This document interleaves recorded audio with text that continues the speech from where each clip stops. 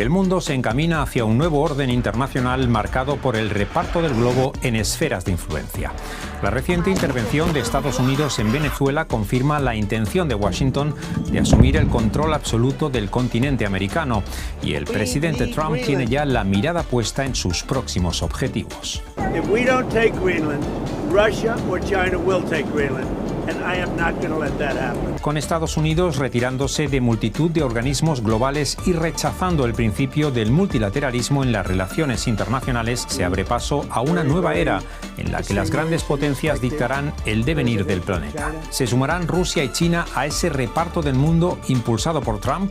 ¿Intentará Pekín erigirse nuevo garante del multilateralismo y lograrán dirimir las grandes potencias sus disputas de forma pacífica? Se lo explicamos aquí en DW Analiza.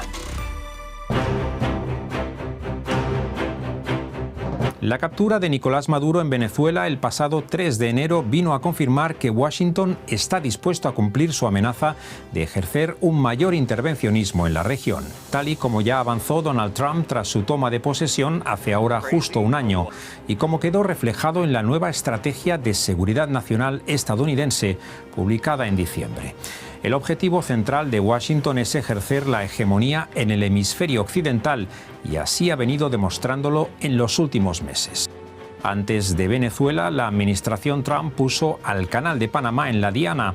Washington ha venido presionando a las autoridades panameñas para acabar con la presencia de China en la infraestructura interoceánica. Ahora el intervencionismo de Estados Unidos ha alcanzado nuevas cotas. We're going to run the country until such time as we can do a safe, proper and judicious transition. En el país suramericano, la administración Trump busca, entre otros objetivos, el acceso a los recursos venezolanos, entre ellos, por supuesto, el petróleo. El propio Trump aseguró que Caracas entregará a Estados Unidos entre 30 y 50 millones de barriles de crudo. Pero el objetivo es, sobre todo, lanzar un claro mensaje a otras potencias con intereses en la región, especialmente a China, que en las últimas décadas ha intensificado su presencia en el tradicional patio trasero de Estados Unidos, y con ella sus relaciones comerciales con Latinoamérica. En el año 2000, Estados Unidos era el principal socio comercial de todos los países de la región. Apenas un cuarto de siglo más tarde, China había desbancado ya a Washington en multitud de países, especialmente en Sudamérica, con un intercambio comercial que en 2024 superó el $500 millones. Al margen de los intercambios comerciales, Pekín ha invertido con fuerza en grandes proyectos de infraestructuras, una estrategia que ahora podría verse comprometida por el creciente intervencionismo de Estados Unidos en la región. Pero ¿hasta dónde llegará China a la hora de proteger sus intereses en Latinoamérica? China avanza en América Latina, pero ese avance es dependiente de lo que haga el hegemón regional. China en África no pide permiso. En América Latina, sí. Es un permiso tácito, no pregunta en Washington. Pero cada vez que Estados Unidos detiene su retracción, detiene su retroceso, China también detiene su avance. Así que no hay ninguna razón para esperar un conflicto geopolítico, o en otras palabras, una guerra entre China y Estados Unidos por América Latina. Sea como sea, la administración Trump se ha fijado ya una nueva meta en su objetivo de control absoluto del hemisferio occidental. Hablamos de Groenlandia, una vieja aspiración del mandatario republicano. Ya en su primer mandato, en 2019, Trump ofreció comprar la isla, territorio autónomo de Dinamarca. Ahora Washington asegura que necesita asumir su control por motivos de seguridad nacional. Number one, Greenland is really important, not just to America's missile defense, but to the world's missile defense. Number two, we know that there are hostile adversaries that have shown a lot of interest in that particular territory, that particular slice of the world. La Casa Blanca baraja de nuevo la posibilidad de adquirir Groenlandia, aunque sin excluir una intervención militar. Pero ¿qué hay de cierto en la supuesta amenaza rusa y China en el Ártico? No vemos que Rusia y China tengan ni la más mínima posibilidad de pisar ese territorio, tampoco hay grandes despliegues militares ni de Moscú ni de Pekín en la zona, por lo tanto ahí se desmonta completamente ese argumento y lo que queda una vez más desnudo es el interés, una vez más, por controlar tierras raras, minerales críticos y los hidrocarburos que se entiende que están bajo esas capas de hielo de Groenlandia. Efectivamente, el subsuelo de Groenlandia esconde enormes riquezas naturales. Se calcula que alberga el 13% de las reservas mundiales de petróleo aún no descubiertas, así como el 30% de las reservas globales de gas todavía por explorar. La isla ocupa el 8º lugar del mundo en reservas de tierras raras. Estados Unidos, pues, se ha embarcado en una nueva era en su política exterior, marcada por una agresividad que no distingue entre enemigos ni aliados. Pero ¿cómo deben interpretar esa deriva las otras grandes potencias del concierto mundial?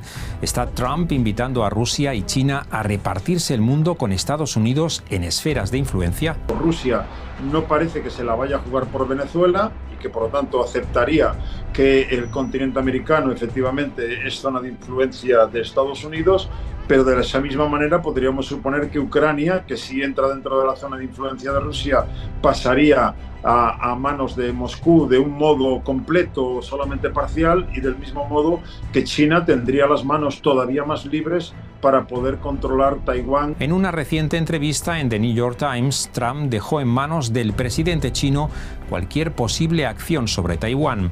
Trump señaló que depende de Xi Jinping decidir si utiliza la fuerza para resolver la cuestión taiwanesa. Pero ¿hasta qué punto es factible que Pekín intervenga en Taiwán como respuesta a las acciones de Washington en el continente americano? Si China no ataca a Taiwán es por dos razones. La primera es porque no le interesa capturar una isla destruida.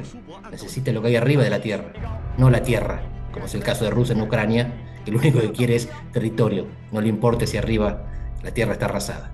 Y la segunda razón es que los tiempos chinos, los tiempos orientales en general, son más largos, tienen más paciencia. Y por lo tanto parte de una estrategia en la cual la correlación de poder a mediano plazo la va a favorecer. Ellos esperan que eventualmente caiga de madura Taiwán, sin necesidad de ejercer violencia. Pero no solo China, también Rusia podría instrumentalizar el ataque de Estados Unidos contra Venezuela en beneficio propio. Nada impide que Moscú justifique ahora su agresión a Ucrania, estableciendo un paralelismo con la acción estadounidense, con un Vladimir Putin que podría sentirse reforzado por los mensajes favorables de la administración Trump en las negociaciones de paz con Kiev, con Washington dando su visto bueno a amplias concesiones territoriales en un plan diseñado sin consultar a los aliados europeos. The Secretary General regrets the announcement by the White House regarding the United States' decision to withdraw from a number of United Nations entities. Así reaccionaba el vocero del secretario general de la ONU al reciente anuncio de Estados Unidos de retirarse de más de una treintena de organizaciones del entramado de Naciones Unidas. En total, Washington abandonará 66 organismos internacionales en virtud de una orden ejecutiva firmada por Trump. La lista incluye el panel intergubernamental sobre cambio climático, además de agencias del ámbito del desarrollo, los derechos humanos o la igualdad de género. La Casa Blanca justificó la decisión asegurando que las entidades que abandona ya no sirven a los intereses estadounidenses. Es Estados Unidos el que se está en primera línea encargando de hacer colapsar el orden internacional supuestamente basado en normas, cuando ha sido el principal beneficiario durante décadas y que ahora entiende que le molesta, le supone un freno a sus apetencias imperialistas, y que por lo tanto está dispuesto a saltarse el derecho internacional, la Declaración Universal de los Derechos Humanos y cualquier norma multilateral que limite su margen de maniobra. En definitiva, Estados Unidos impulsa el desmantelamiento de la actual orden internacional porque considera que ya no le beneficia. Pero ¿qué interés podría tener China en sumarse a ese modelo? El gigante asiático es claramente el gran beneficiado de la globalización.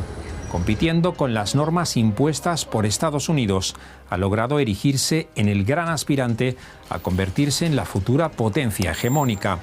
Por si fuera poco, la actitud de Washington está deteriorando su imagen en el mundo. Desde la toma de posesión de Trump, la percepción pública de Estados Unidos ha descendido notablemente hasta situarse en terreno negativo, mientras la valoración global de China superaba por primera vez a la de su gran competidor. En las actuales circunstancias, Pekín puede convertirse en el garante del multilateralismo, especialmente ante el denominado Sur global. Estados Unidos hace tiempo viene erosionando este orden global cuya creación lideró. China va a tratar de mantenerlo, pero mientras tanto está preparando un orden alternativo, creando todas las instituciones necesarias para complementar por ahora y sustituir más adelante, por ejemplo, el Banco Mundial o el Fondo Monetario Internacional. Así que China ya se está preparando para heredar el liderazgo mundial, solo que por el momento no pretende ejercerlo. Pero ¿qué hay de los otros grandes actores? Especialmente la Unión Europea deberá redefinir su papel en el mundo ante el profundo deterioro de las relaciones transatlánticas. La Unión Europea tiene un mindset, tiene una cosmovisión en la cual China es rival estratégico. Y Estados Unidos es aliado. Ahora, Nathalie Tocci, la presidenta del Instituto Italiano de Relaciones Exteriores, hace tiempo que dijo que Estados Unidos no abandona a Europa, la traiciona. Y por lo tanto Estados Unidos ya no solo no es aliado, sino que puede ser enemigo. Lo que se confirmaría si toma finalmente Groenlandia. En este caso, la Unión Europea se va a ver obligada a repensar su cosmovisión. Si Estados Unidos es el enemigo, entonces quizás China no sea el rival estratégico, sea el aliado imprescindible. Con las grandes potencias repartiéndose el mundo, los conflictos entre ellas se desplazan a la periferia y se dirimen en enfrentamientos entre otros actores menores. Pero ¿hasta qué punto es factible mantener el equilibrio entre las grandes potencias? ¿Es un sistema más o menos inestable ante el fin del multilateralismo y aumenta el riesgo de una gran confrontación global? Durante la Guerra Fría había una confrontación bipolar muy clara entre Washington y Moscú, uno con la OTAN y otro con el Pacto de Varsovia, y sin embargo no ha habido ningún choque directo militar entre ellos dos, básicamente porque la disuasión nuclear funciona. Si eso sirvió en la Guerra Fría en momentos de tensión máxima, ¿por qué no va a servir ahora mismo con la introducción de China también en ese juego, en la medida en la que entiende también, aunque esté muy lejos en capacidades nucleares de las dos grandes potencias, entiende también el lenguaje de la disuasión nuclear? Con Estados Unidos empeñado en desmantelar el orden internacional que él mismo construyó durante décadas, el mundo se adentra ahora en terreno desconocido. Washington apuesta por un reparto del globo que le asegure el control sobre el hemisferio occidental, un reparto basado en la ley del más fuerte que abre la puerta a que otras potencias como China y Rusia hagan lo mismo en sus propias áreas de influencia. Solo el tiempo dirá si el nuevo sistema contribuye a garantizar el equilibrio entre grandes potencias o es solo el preludio de un gran conflicto global.